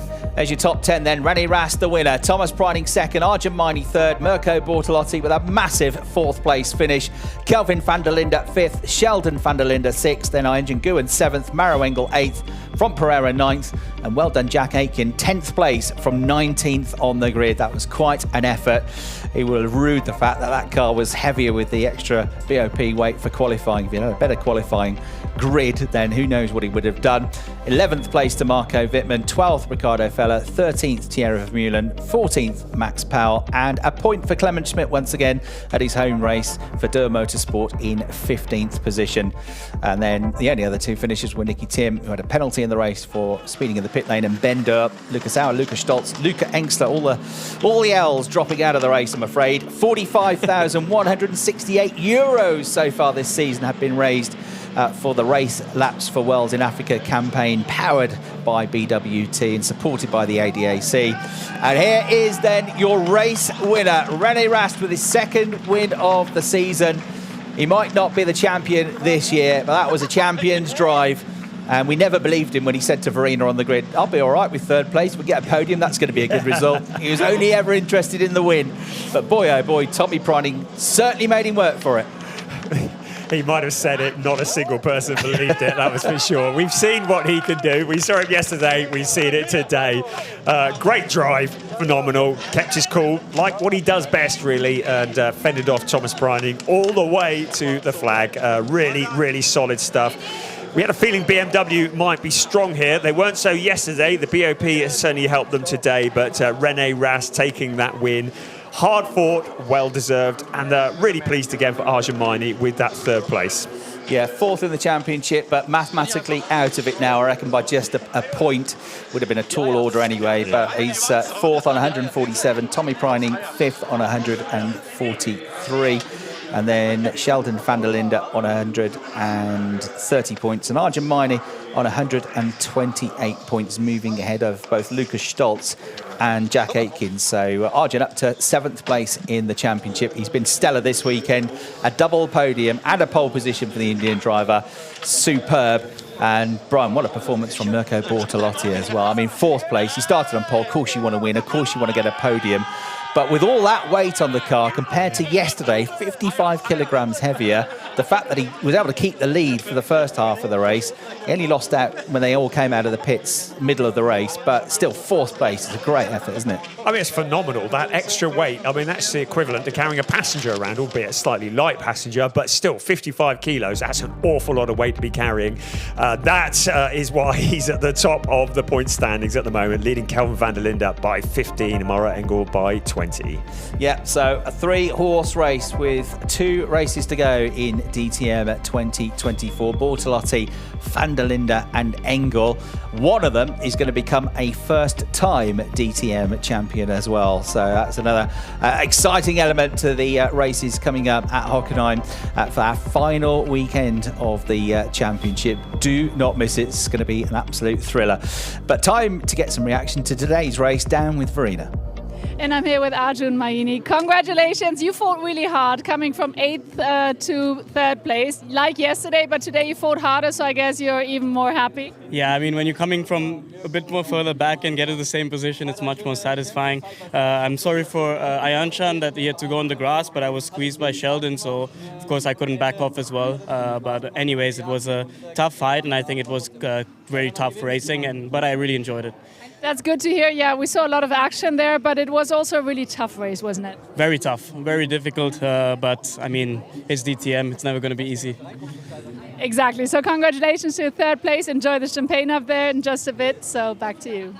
Yeah, well done, Arjun Maini. He's doubled his amount of podiums this weekend. He had 2 before the Red Bull Ring. He's had 4 podiums in the DTM Championship now. Had a superb weekend. Super slow-mos, though, of the race winner, René Rast. Fighting hard for the Schubert team. And of course, he might not be going and able to win the Drivers' Championship, but he is still fighting to try and win the Teams' Championship with Schubert Motorsport, and the 25 points that he has scored, plus the 10 points that Sheldon van der Linde have scored, 35 points for them, will keep them at the top of the Teams' Championship as well, which will be really important for them. Drivers always want to win the Drivers' Championship, of course, but if you can help BMW and help Schubert to take a title as well, then he'll be pretty satisfied with that. A very competitive Sunday once again for René Rast, doing what he did last year, winning on Sunday at the Red Bull Ring, despite all of that pressure from Tommy Prining. The pace that we're going at is told by the fact that they only got into 1st and 2nd positions really in that transition period through the pit stop window, yet they were 10 seconds clear of Arjun Maini in 3rd place. They were on a different level, really, weren't they? That was really good. Yes, he never gets sick of winning, and he always fancies a few more trophies to the mantelpiece as well, doesn't he? So René Rast just celebrating in Parc Ferme at the moment. There is Lucas Auer. Well, he's vacated the deck chair at the side of the track. He's got a suntan, but not what he came here for today. The puncture of the number 22 Mercedes. He walks back to the pits. Of course, he has to still stand on the scales. All the drivers have to have their weights checked after the race. And Teams Championship, Schubert and Abt were the top two with 20 points between them. But Schubert, I reckon, have outscored Abt by 20 points in that race, 35-15. All unofficial that, but my maths, I reckon the gap between the two is 40 points now.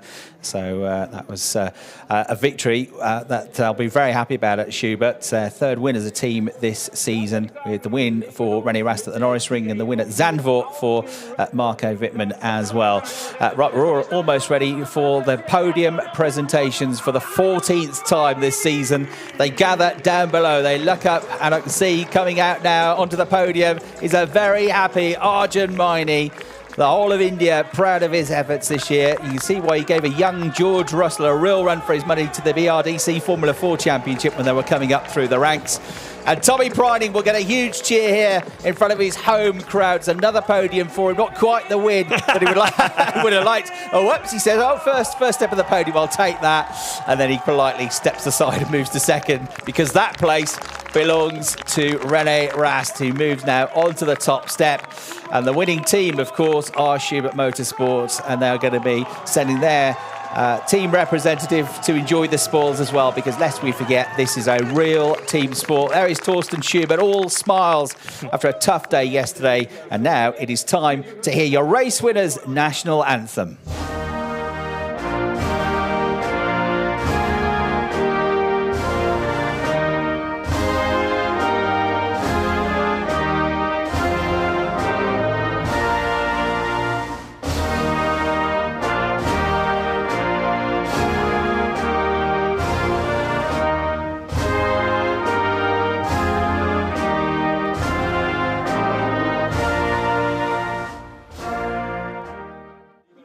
The German national anthem rings around the tannoys here at the Red Bull Ring, because it's a victory for René Rast, his 28th career victory in the championship. Only two drivers have ever scored more wins in the history of the DTM. The great Bernd Schneider with 43 and Klaus Ludwig with 37. He's third in the all-time list of wins. And there he is, presented with yet another trophy to try and find a home for somewhere. Try and find a shelf, try and find a cabinet for all these trophies. Peter Baumann from Liqui Moly, the head of marketing for that company, presents the trophy for second place. A valiant effort for Thomas Preining, who has been really brilliant in his defence of the championship. Difficult at times for him, but he's fought every step of the way. And then Herman Tomczyk presents the third place trophy to Arjun Maini. The winning team, of course, are Schubert Motorsport, who continue to lead the team's championship with a round to go. They celebrate. Fantastic pit stop from them, wasn't it? Once again, René Rast, 6.7 seconds. 6.7 seconds for Thomas Preining and for Arjun Maini as well. They were the three rapid pit stops. We had some 6.3s from Abt and Schubert as well for Kelvin and Sheldon van der Linde. So some really rapid pit stops today on the Sunday, and that really played its part, because it was during that pit stop phase that René was able to leapfrog himself up into first place. Now, sort of time for the champagne. Only one was ready for that, and it was Thomas Preining. So he's got the head start, he's got the jump on them, but he's run out of bubbly now. So René Rast and Arjun Maini and our team representative retaliate. It's all getting a bit messy up there. It's a pretty cold day here, 11.8 degrees, but of course they'll be raging hot after working hard during the course of that 1 hour plus 1 lap race. So it's the 19th and 20th of October that we have the final two races of the season at Hockenheim. It's going to be a real thriller, 20 points between the top three, with just 56 points available. Tommy Preining, oh, don't drop it. Well, do drop it, but drop it carefully. Catch it is the main thing. Great catch. Love you playing cricket if you can catch like that, if you even know what it is. So the Manthey team celebrate another podium. René Rast celebrates a win, and we can go now back onto the podium with Verena. And I'm here with a very happy man, René Rast. We need to go up here, or at least in this direction. So you fought really hard coming from P3 to victory. So how excited are you? It's a great feeling, obviously. It's always nice to win, and I think the team deserved it. They did a great pit stop, great car, great strategy. We had the pace. It wasn't easy against Thomas in the end, because he was really fast and putting pressure, so I was not allowed to do any mistake. But yeah, it's a relief after two bad weekends, Sachsenring and Nürburgring. So yeah, it's great. It's your second victory this year, and also you won here last year, but did this victory feel better? Yeah, kind of. I mean, last year was also my first BMW victory, so that one also felt special. But yeah, as I said, after 2 bad weekends, a victory always feels nice. And of course, you're looking forward to the Hockenheimring to hopefully repeat the success? Yeah, definitely. Hockenheim is one of my favorite tracks and always been very successful there. So hopefully we can end the season on a high. Hopefully, yeah. All right, thank you very much, and back to you. Thanks very much indeed, Verena. Great to hear then from your race winner, René Rast. An excellent performance by him and the team. Another victory for BMW in their fight to try and win the Manufacturers' Championship as well. Of course, Hockenheim last year, the dominant driver was the driver that just finished behind René Rast and finished in second place. Thomas Preining absolutely nailed it, didn't he, at Hockenheim last year by claiming pole position for both races and both race victories. And by just a few thousandths of a second, he took pole position away from Mirko Bortolotti on the Sunday morning, and that was enough then to seal the championship title. So Thomas Preining might be out of the championship fight. Manthey are still fighting for more wins, but he'll go into the Hockenheimring in 3 weeks' time with a real chance of repeating that success. Mirko Bortolotti, though, had a good weekend there last year. He had a 2nd and a 5th in the races on his way to 2nd place in the championship. So he goes to Hockenheim. He's the championship leader. Kelvin van der Linde and Maro Engel, the only drivers that can stop him. From Brian Oliver and me, Chris Hartley, that's it from the commentary box. Back down to Verena. And this is what it looks like when you're on the podium. Thank you, Thomas, for holding it so we can see it up close. So coming from P4 to 2nd place, and when we saw you down there, you didn't have the biggest smile in your face, but you were fighting so hard, and in the end, the 2nd place is a good thing. Yeah, honestly, I'm just empty. I'm dead. I gave it my all. I really wanted to win, obviously. It's my home race. It doesn't come very often. Also, you don't get the opportunity to win very often, but in the end we just didn't have enough today. All in all, though, a very good day at the office. The collection's getting bigger. I love those bulls, and I'm leaving quite happy. And you said yesterday your whole family, everybody's here supporting you. You said it's your home race, and you're on the podium, so that is lovely. And the sun is shining. Could be better. Yeah, it's a very good day overall. Obviously, we had a lot going on over the whole weekend, also with our charity thing. So I really wanted to get the win for the kids too. But all in all, I think P2 is nevertheless a good result, and also good points for the championship. Obviously, we're not fighting for anything important, but nevertheless, if we can secure a top 5, it's better than nothing. Absolutely. Thank you so much, Thomas, and back to you. Thanks very much, Verena. Yeah, your outgoing champion, as we now know he is, Thomas Preining, a winner here 2 years ago and a podium finisher here last year.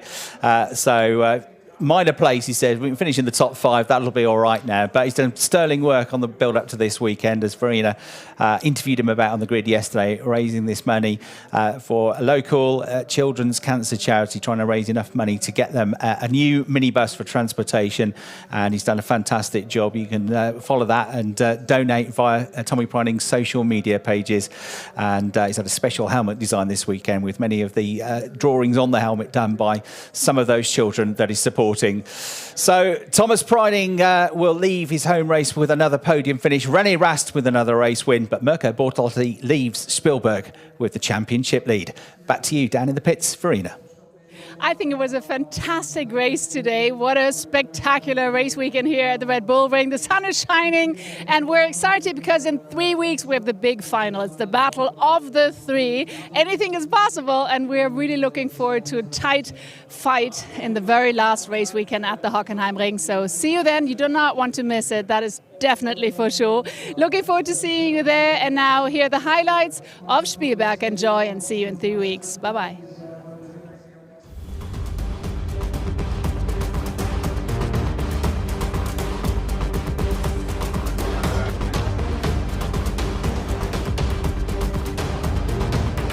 T8